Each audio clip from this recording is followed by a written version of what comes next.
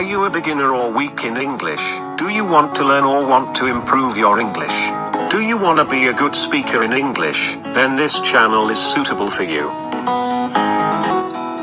Subscribe AC English Help and click the bell button. আসসালামু আলাইকুম everyone, welcome back to another new lesson. আজ আমরা আরেকটি নতুন স্ট্রাকচার ক্লাস করতে যাচ্ছি। আজকের ক্লাসে আমরা শিখব বাংলা বাক্যের শেষে যদি কোনো কিছুর সম্ভাবনা আছে বা কোনো কিছুর সম্ভাবনা ছিল এরকম থাকে, তাহলে এসব বাক্য আমরা কিভাবে ইংলিশে প্রকাশ করব।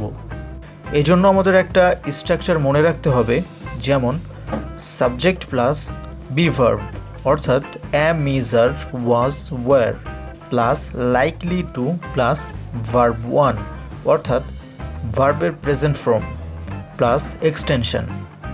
স্ট্রাকচারটি আমাদের ভালোভাবে মনে রাখতে হবে। এখন আমরা কয়েকটি এক্সাম্পল দিলে বিষয়টি আমাদের কাছে একদম স্পষ্ট হয়ে যাবে। যেমন সাকিবের এ প্লাস পাওয়ার সম্ভাবনা আছে, এই বাক্যের শেষে কিন্তু সম্ভাবনা আছে এই কথাটি উল্লেখ আছে। সো আমরা বলতে পারি Sakib is likely to get A plus. আমরা প্রথমে সাবজেক্ট হিসেবে সাকিব বসিয়েছি, সাকিব যেহেতু থার্ড পারসন সিঙ্গুলার নাম্বার, তারপর আমরা ইজ বসিয়েছি, তারপর আমরা স্ট্রাকচার অনুযায়ী লাইকলি টু বসিয়েছি, মূল ভার্ব হিসেবে আমরা গেট বসিয়েছি, এক্সটেনশন হিসেবে আমরা এ প্লাস বসিয়েছি। এভাবে আমরা স্ট্রাকচার ফলো করে নিজেরা প্র্যাকটিস করব।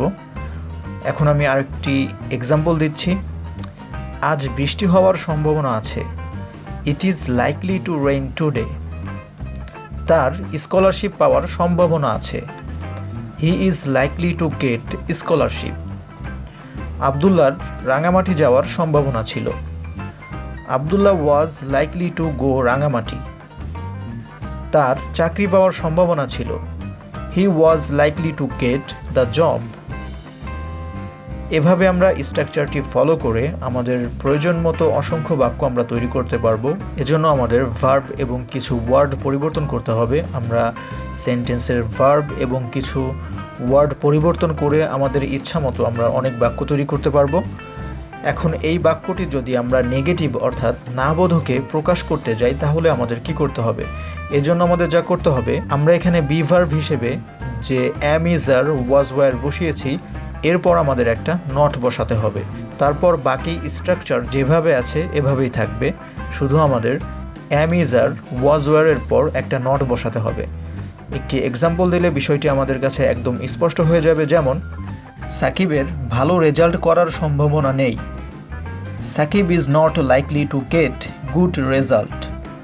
আজ বৃষ্টি হওয়ার সম্ভাবনা নেই, it is not likely to rain today. আবদুল্লার রাঙামাটি যাওয়ার সম্ভাবনা নেই, Abdullah is not likely to go Rangamati. এভাবে আমরা এই নেগেটিভ স্ট্রাকচারটি ফলো করে না বোধক বাক্য তৈরি করতে পারবো। এখন আমরা শিখব কিভাবে আমরা এই স্ট্রাকচারটি দিয়ে ইন্টারোগেটিভ অর্থাৎ প্রশ্নবোধক বাক্য তৈরি করব। এই জন্য আমাদের যা করতে হবে, আমাদের একদম সেন্টেন্সের শুরুতেই অর্থাৎ সাবজেক্টের আগে am, is, are, was, were বসাতে হবে। তারপর আমরা সাবজেক্ট বসাবো, তারপর বাকি স্ট্রাকচার যেভাবে আছে এভাবেই থাকবে। একটা এক্সাম্পল দিলে বিষয়টি আমাদের কাছে স্পষ্ট হয়ে যাবে। যেমন সাকিবের কি ভালো ফলাফল করার সম্ভাবনা আছে, is Sakib likely to get good result. আজ কি বৃষ্টি হওয়ার সম্ভাবনা আছে, is it likely to rain today. আবদুল্লার কি রাঙামাটি যাওয়ার সম্ভাবনা আছে, is Abdullah likely to go Rangamati. তার কি স্কলারশিপ পাওয়ার সম্ভাবনা আছে, is he likely to get scholarship. এভাবে আমরা এই স্ট্রাকচারটি ফলো করে আমরা ইন্টারোগেটিভ বাক্য তৈরি করতে পারবো। আমাদের ভিডিও দেখলে এবং স্ট্রাকচার শিখলে শুধু হবে না, আমাদের বাসায় বেশি বেশি প্র্যাকটিস করতে হবে। প্র্যাকটিস না করলে আমরা আমাদের কাঙ্ক্ষিত ফল পাবো না। প্র্যাকটিসের কোনো বিকল্প নেই। প্রয়োজনে আপনি ঘরের দরজা বন্ধ করে আয়নার সামনে দাঁড়িয়ে ইংরেজিতে কথা বলার প্র্যাকটিস করুন এবং নিজের ভয়েস রেকর্ড করে শুনুন। এতে আপনার কনফিডেন্স বাড়বে, নিজের ভুলগুলোও বুঝতে পারবেন। ইনশাল্লাহ এটা খুব কাজে দেয়, করেই দেখুন একবার। সো সবার জন্য শুভকামনা রইল, সবাই ভালো থাকবেন, সুস্থ থাকবেন। এই চ্যানেলে যদি আপনি নতুন হয়ে থাকেন বা এখনও যদি চ্যানেলটি সাবস্ক্রাইব না করেন, অবশ্যই চ্যানেলটি সাবস্ক্রাইব করবেন এবং পাশে থাকা বেল বাটনটি অন করে রাখবেন। পরবর্তী ভিডিও দেখার আমন্ত্রণ জানিয়ে আজকের মতো এখানেই বিদায় নিচ্ছি। খোদা হাফেজ।